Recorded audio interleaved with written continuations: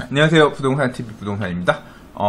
책을 요새 열심히 읽고 있습니다. 열심히 읽는다기보단 좀 읽으려고 노력하고 있고요. 공부 좀 하려고 노력하고 있는데 불안한 시기이지 않습니까? 그래서 좀 이럴 때일수록 좀 더 공부를 하자 그런 마음으로 책을 열심히 읽고 있고요.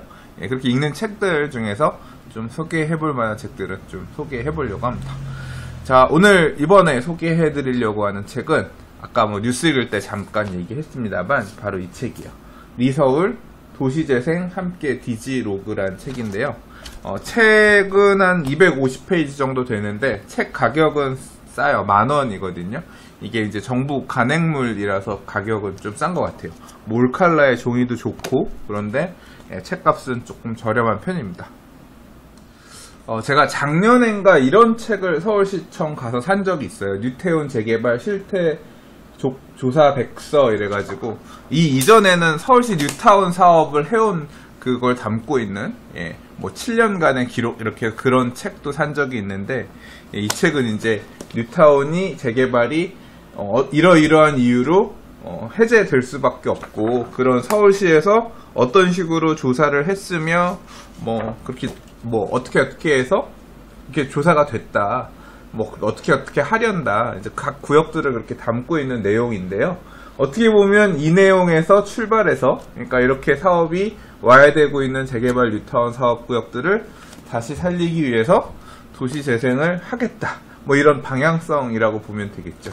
사실은 원래, 서울시청의 그 서점에 간 이유는 혹시나 작년에 이제 서울시에서 세운 서울시 리모델링 기본 계획이라든가 이제 PDF 자료로 배포되긴 했는데 또는 이제 서울시 생활권 계획이라든가 이와 관련된 책이 있으면 좀 사고 싶어서 사려고 갔는데 그러니까 이런 백서 같은 스타일로 좀 책이 나오길 바래서 혹시나 있을까 싶어서 가봤는데 그냥 PDF 배포만 하고 책은 없다고 하더라고요. 그래서 조금 아쉬웠어요. 아쉬운 대신 이제 지금 보시는 이 리서울 도시재생 함께 디지로그란 책을 사왔는데요.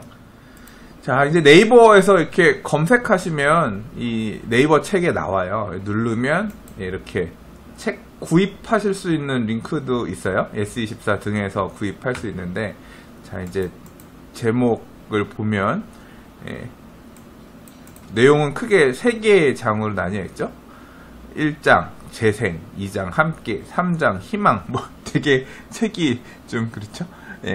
이 책 내용을 한 토요일, 일요일 이틀 정도 동안 읽었거든요. 그러니까 사실 이게 책이 이 앞부분에 있는 1장의 내용에 보면, 그러니까 책을 쓰신 분들이 이 사업을 추진하고 있는 어떤 그 서울시 쪽 분들, 무슨 연구원 분들 이런 분들이 쓰신 부분이 있고요.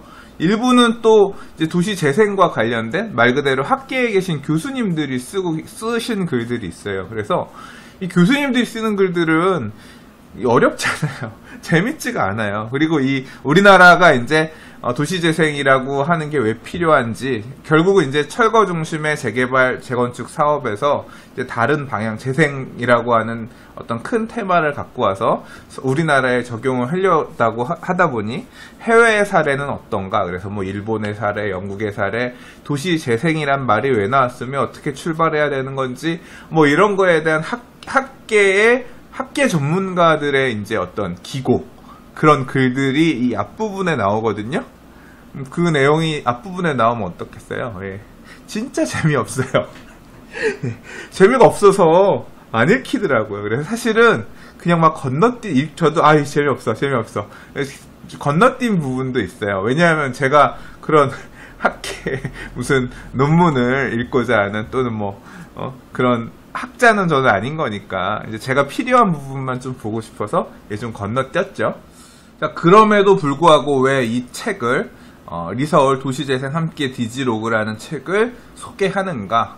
이제 결국 지금 도시재생 사업, 도시재생 뉴딜 사업이라고 하는 게 새 정부의 도시정비 사업의 큰 기조고요. 그다음 그 가장 중추적인 핵심의 서울시의 도시재생 사업이 있고요.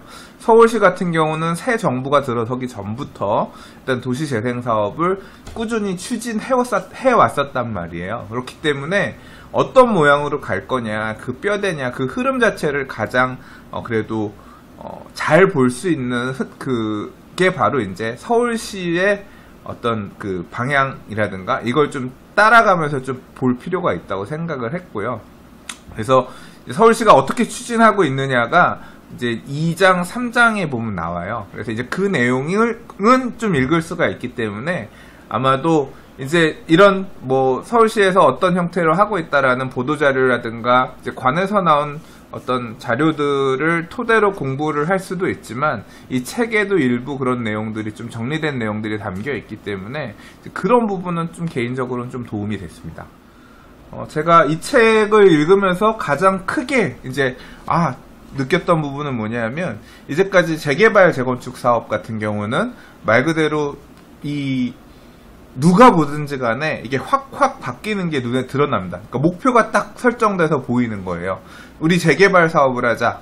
이제 우리 동네가 너무 낙후되었고, 불나면, 소방차도 못 들어오는 좁은 길들이 대부분이고, 그리고 집도 너무 노후화됐고, 너무 오래전에 도시계획도 없이 그냥 사람들이 그냥 살던 동네가 이렇게 만들어진 거라서 어떤 식으로든 정비가 필요한데, 여기 우리 낡은 집들 싹 헐고, 길도 크게 새로 내고, 그 다음에 여기다 해서 좀 살기 좋은 아파트를 지어서, 우리, 다시 살아봅시다. 이런 방향, 말 그대로 철거하고 새로 짓는 방식이면 이 정비사업의 모양이 목표가 딱 드러납니다. 그래서 말 그대로 낡은 집을 허물자, 그리고 길이나 이런 기반시설을 새로 만들자, 집도 새로 짓자. 딱 정비가 되거든요. 그 과업을 달성하기 위해서 정부가 해야 될 포지션, 그 다음에 그 사업 주체들, 주민들이 해야 될 포지션, 이런 부분들이 딱 나뉘어지면서 그 행위대로 도시및 주거환경정비법이라고 하는 절차법에 따라서 주택 재개발 사업을 기본계획 수립하고 정비구역 지정내고 그다음 주민들 동의해서 조합 설립하고 어떻게 지을지 구체적으로 정해서 사업시행 인가 받고 어떻게 돈 내고 받을지 관리처분계획 정하고 뭐 받을지 정하고 그다음 이주하고 철거하고 착공하고 끝! 이렇게 되는 것이 이제까지의 재개발 재건축 사업이었다고 하면 이 도시 재생이란 말은 애초에 개념 자체가 달라요. 추구하는 목적하고 있는 바가 전혀 다르다라는 거죠. 그래서 그 부분에 대한 간극이 같은 말 그대로 낙후되어 있는 주거지역을 정비하는 방법이긴 한데 가고자 하는 길 자체가 전혀 달라가지고 저는 굉장히 낯설고 막연했죠. 근데 이제 이 책을 보니까 조금 알 수 있을 것 같아요.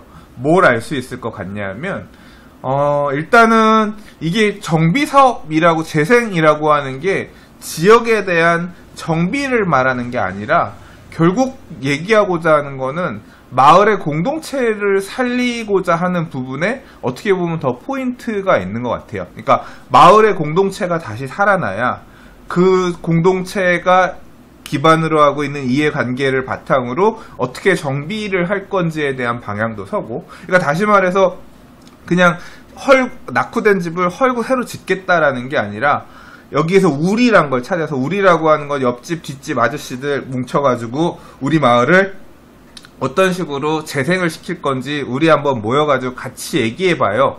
이런 마을의 접점을 먼저 만들고요. 그 다음에 그 접점을 토대로 마을을 어떻게 정비할 건지를 계속 말 그대로 뭐 1년 2년 안에 끝내자가 아니라 계속 이어서 계속 뭐라고 해야 될까요? 재생을 해나가자, 생산해 나가자, 뭐 그런 쪽으로 조금 설명이 되고 있는 것 같아요. 그래서 이제 기 사업이 추진되었던 선도 지역들이라고 하는 데들의 사례들을 보면 뭐 마중물 사업이라고 하는 게 결국은 보면 이제 그런 거예요. 저도 이제 뭐 다큐 3일이라든가 이런 데 보면 창신 숭인 그 뉴타운 해제 지역의 선도 지역, 도시재생 선도 지역 지정해서 했던 데들, 그런 데들도 보면 뭐 마을 라디오라든가 뭐 마을 주민들이 모여서 뭐 할 수 있는 무슨 쉼터라든가 이런 게 만들어지고 하는 게 왜 저런 걸 하나 했더니 결국 추구하고자 하는 목적 자체가 그런 거였던 것 같아요. 그걸 통해서 마을 주민들이 모여서 이런 마을 재생에 대한 마을을 정비하는 방향에 대한 담론을 만들고 뭐 해나가는 어떤 그런 그러니까 마중물 사업이라고 하는 게 결국은 그런 쪽인 것 같아요. 그러니까 어떻게 그러니까 사람들을 모일 수 있는 공간을 만드는데 소프트웨어적으로 되게 투자하는데 되게 이 도시재생 사업이 초기 사업의 포인트를 지금 다루고 있는 것 같아요. 그러다 보니까 결과물을 만들어내고 하는 것도 뉴타운 사업을 해서 뭐 기름 뉴타운의 아파트가 노후한 아파트가 이렇게 이렇게 노후한 주거 지역들이 아파트 몇만 호로 바뀌었습니다. 이렇게 낙후되었던 길이 이렇게 정비되었습니다. 이렇게 보이는 것과는 달리 이 도시재생 사업은 평가를 하는 부분에 있어서도 조금 되게 객관적으로 보이는 거라기보다는 약간 좀 그렇게 기준으로 평가할 수가 없기 때문에 약간 좀 어려운 그런 모양새라는 거죠. 제가 이제까지 주로 얘기했던 부분들은 사실은 이제 주거지역을 정비하는 이제 그런 아까 창신숭인이라든가 이런 데들은 주거지역 중심으로 얘기를 했는데, 서울시가 추진하고 있는 도시재생 사업은 크게 유형이 이제 4가지예요. 4가지로 되어 있는데, 그러니까 집중해서 도시재생을 하겠다고 보고 있는 게 뭐냐면 꼭 주거지만 있는 건 아니니까. 그래서 4가지가 저이용 저개발 중심 지역. 다시 말해서 이게 개발도 아직 좀 덜 됐고 이용도 좀 덜 되고 있는 중심 지역이라고 하니까 그 지역에 되게 중요한 위치인데 이용이 조금 덜 되고 있고 개발도 덜 된 지역을 본격적으로 좀 개발하겠다라고 하는 모델이 하나 있고요. 여기는 지금 창동상계, 서울역세권, 영동마이스, 광운대역, 상암, 수색이 해당돼요. 그래서 이 지역을 요 도시 재생을 하겠다라고 하고 있고요. 그 다음에 쇠퇴상업 지역들에서 이제 세운상가 같은 경우 60년대 일종의 신도시였는데, 지금 세운상가 같은 경우도 제가 올 상반기에 뉴스 본 내용 중에 보면 그런 것도 있었어요. 해외에 무슨 어떻게 할 건지에 대해서 국제 경기, 설계 경기라든가 뭐 이런 거 해가지고 어떤 식으로 정비할 건지에 대해서 모델도 하고, 그래서 지금뭐 공사하고 있잖아요. 그래서 종묘 있는 쪽에서부터 남산까지 있는 세운상가를 따라 움직일 수 있는 보행 중심의 길을 만든다거나 하는 게 이제 그걸 통해서 사람들이 좀 오게끔 유도하게끔 만들어서 이 쇠퇴한 세운상가라고 하는 데들이 조금 다시 살아날 수 있게끔 만든 어떤 그런 방법도 요거의 하나인 건데, 이제 거기도 그렇고 장안평 쪽에 가면 자동차 산업들, 그러니까 과거에 뭐 폐차장이라든가 자동차 수리하는 데라든가 이런 것들 많이 있잖아요. 이제 자동차 산업을 중심으로 한 또 마찬가지로 이런 재생, 그 다음에 이제 금천 가산 같은 경우에 이제 여기는 가산 같은 경우도 공장터들 되게 많았었잖아요, 과거. 이제 물론 이제 이 가산도 가보면 이제 아파트형 공장이라든가 이런 걸 중심으로 해서 이제 많이 변하고 있지만 그쪽에서 빠져 있는 부분들, 이제 그런 쪽의 얘기인 것 같아요. 그래서 뭐 그런 부분에 대한 거. 그다음에 역사 문화자원 특화 지역이라고 그래서 뭐 낙원상, 그러니까 말 그대로 역사적으로 좀 의미가 있는 지역들이라든가 그런 데들을 뭐 마찬가지로 보존하는 형태로 해서 특화해서 이제 도시 재생을 하겠다라고 하는 올 상반기에 뉴스 읽은 데 중에서 사직 2구역이라고 있어요. 혹시 기억하시나 모르겠는데, 사직 2구역이 도니문 뉴타운, 다시 말해서 뭐 올 상반기에 강북 아파트 10억 시대를 열었다라고 하면서 굉장히 스포트라이트를 많이 받았던 데가 도니문 뉴타운 1구역. 거기가 이제 경희궁자이거든요. 경희궁자이의 동북 쪽에 위치한 사직 2구역이라고 있어요. 그 사직 1구역 옆은 옛날에 도시환경 정비 사업에서 주상복합 져서 벌써 입주를 옛날에 했고, 사직 2구역이라는 데가 거기가 사업이 가다가 서울시에서 구역 해제하고 뭐 이거 해가지고 되게 말이 많았었거든요. 그 이유가 이것 때문이더라고요. 그러니까 이 책을 읽다 보니까 사직 2구역이 그런 식으로 뭐 한옥 보존하고 이런 형태로 해서 정비 사업을 안 하고 도시 재생으로 가려고 하는 이유가, 구역 해제를 하는 이유가 이 역사문화자원 특화 지역 때문이구나. 이제 이 책을 보니까 알겠더라고요. 이제 그런 방식으로 일부 지역들을 이제 지역별로 문화시설이나 역사적인 이유가 있는 데들을 뭐 만드는 하나의 그런 꼭지가 하나 있고, 이제 나머지 하나가 물론 가장 많은 권역이긴 합니다. 노후 주거 지역을 이제 도시 재생하는 것들.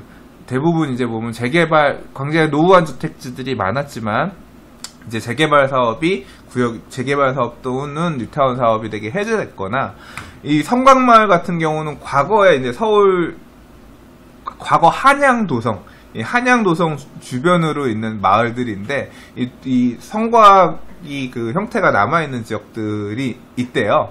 그래서 이제 그 지역들 중심으로 이제 그 성곽의 모양을 어느 정도 유지하면서 뭐 또 특화해서 주거지역 만드는 이제 그런 모양새더라고요. 근데 성곽마을 같은 경우는 보면 이 성곽이 저는 잘 몰랐는데 보니까 옛날에 한양도성 그 성곽을 쌓을 때 이렇게 좀 구릉지 산동네 주변으로만 이 성을 쌓았었나 봐요. 그래서 구릉지형인 형태들이 많더라고요. 아무튼 뭐 그런 거 포함해서 이제 이 구역구역별로 이 책에 보면 이 블럭블럭에 대한 얘기들이 다 어떤 식으로 우리가 재원을 투자해서 뭘 했다. 여기는 뭘 했고 뭘 했다. 해방촌은 뭘 했고, 그다음 뭐 장위는 뭘 추진하고 있고, 신촌 같은 경우는 어떤 형태인데 주변에 상가 지역이 많은데 그 안쪽으로 가면 1인 가구 중심의 주거지역들이 되게 언덕배기에 많이 있는데 이들의 마을을 살리고 도시재생을 위해서 뭐뭐를 했다. 이제 이런 부분들이 블럭블럭별로 다 소개가 있어요. 그래서 이걸 물론 이제 소개가 있긴 한데 아주 자세히 되어 있지는 않고요. 이 사업을 추진하는 입장에서 쓰다 보니까 이렇게 해서 앞으로 잘 될 것 같아요. 뭐 요 정도로 사실 설명이 되어 있긴 합니다만 그냥 딱 정리해서 보는 측면에서는 이 책이 되게 유용할 수 있고요. 사실 이제 디테일하게 좀 공부를 해야 된다고 생각하면 요 책에서는 맛만 보시고, 그리고 이제 구체적인 건 그 지역에 가서 실제 경험하고 체험하고 또는 이제 더 집중해서 뭐 그 지역 지자체라든가 이런 쪽을 통해서 정보를 봐야겠죠.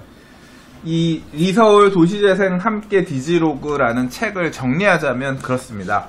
도시재생과 관련해서 학계에 있는 분들 또는 뭐 기자라든가 이런 분들이 이제 여러 주제를 놓고 꼭지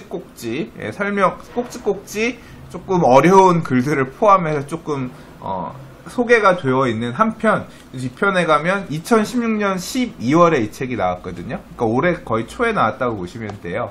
그때를 기준으로 서울시가 추진하고 있는 도시재생 사업들의 모델들, 그리고 추진하고 있는 지역별로 어떻게 지금 추진하고 있다, 방향이라든가 어떻게 뭘 했다라는 거를 좀 정리해서 종합해서 볼 수 있는 정도의 어떤 책이라고 이해를 하시면 될 것 같고요.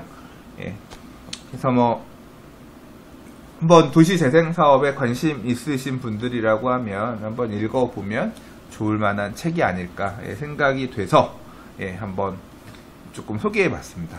이제 사실 도시재생이라고 하는 이걸 갖다 큰 테마에서 다루고 있는 거고요. 이걸 본다고 해서 뭐 그냥 방향이라든가 그런 거 정도를 이해할 수 있는 책이라고 설명할 수 있을 것 같고, 구체적으로 뭘 더 공부를 해야 되느냐, 이제 이 강론으로 들어가면 이제 내년에 시행할 것으로 이제 내년에 시행하기로 예정되어 있는 빈집 및 소규모 정비에 관한 특례법, 뭐 이제 그런 법에 대한 공부도 해야 될 거고, 사실 이제 만약에 좀 더 집중해서 공부를 한다고 하면 이 지금 도시재생이라고 하는 거는 큰 틀을 만들어주고, 사실은 이제 그 안에서 주민들이 집을 헐고 새 집을 짓거나 하는 그런 정비 사업을 하는 거는 이제 빈집법에서 다루고 있는 뭐 가로주택 정비 사업이나 소규모 주택 정비하는 방식에 따라서 해야 되니까 강론은 또 더 디테일하게 공부를 해야겠죠.